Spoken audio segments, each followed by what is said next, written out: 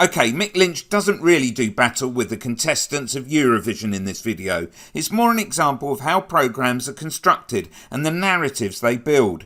First, let's let Michelle Hussein on Radio 4's Today programme set the scene. Jane, thank you very much. It's now 8:10. People wanting to travel for many different reasons will be affected by today's strike on the rail network called by the RMT union and following on from yesterday's by the drivers' union ASLEF. More than a dozen train operators' services will be affected, as they have at times over many months already of this dispute. And among the individuals affected are football fans trying to get to Wembley. An account of that is coming up. People who wanted to be in Liverpool for Eurovision and people who normally watch with friends but can't reach each other this year. Now, I understand that rail strikes will put people out and disrupt lives, but listen to this flaccid example that does very little to gather any sympathy. Rebecca Dane-Alderman is from Milton Keynes and is in that position. So I was planning to travel down to see my best friend. Although we weren't actually trying to travel to Eurovision, we have a tradition every year that we, besides COVID, when we were in lockdown, we watch Eurovision together in person. Because we live quite far away, it's one of those things that we always do every year. So this has been the first year where, not including COVID, we've been separated from seeing that. So I'd have been travelling from Milton Keynes Central to Worthing. We spent pretty much most of yesterday trying to figure out alternative routes, but there was no possibility in the end. So the plans have been completely cancelled in being able to watch it in person. So we've had to kind of arrange to do it on a video call, which, I mean, technology is great in being able to connect people in that way. But sometimes it doesn't always, fully replace seeing someone in person, especially when you haven't seen them for quite some time.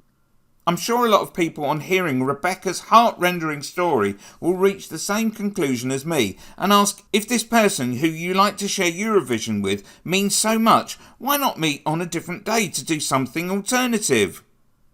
Really though, this is just lazy narrative building, and it seems that they're scraping the bottom of the barrel with this story. Thank goodness for Mick's contribution that adds some clarity to the proceedings. Well, let's turn then to Mick Lynch, who's the General Secretary of the RMT Union. He's been on a picket line at London's Euston Station and joins us from our radio car there. Good morning. Good morning. What made you choose today for the latest strike? Well, today is the last day under the anti-union laws that we can have a strike under the mandate. You get 6 months to run action. And after that 6 months, you cannot take any more action. Today is the last Saturday of our previous mandate. And we give 2 weeks' notice under the law, which is what a government requirement is. But if we didn't take strike action today, we wouldn't have been able to take any more during that mandate. So that's down to the anti-trade union laws. We've not targeted Wembley or Liverpool or any of the activities that people get up to. There isn't a day where people aren't undertaking important activities, either business life or personal life. But Eurovision's particularly big, obviously. Yeah, but we don't set the date of Eurovision. We don't set the anti-trade union laws that require us to have a mandate that expires after 6 months. Although previously, the laws didn't do that, so we could have chosen any date. You've got a new mandate, haven't you, for another 6 months? Yeah, but you can't take that action during that period. So the negotiations broke down 2 weeks ago. On the day that they broke down, we had to name action inside that mandate before the other mandate was delivered under these complicated regulations and laws that the Tories have brought in. And this was the last day, last Saturday, of that mandate that we could take. It runs out tomorrow. So this is the last day we could pick. We couldn't pick any other day. Click here to see what 30p Lee Anderson has been up to.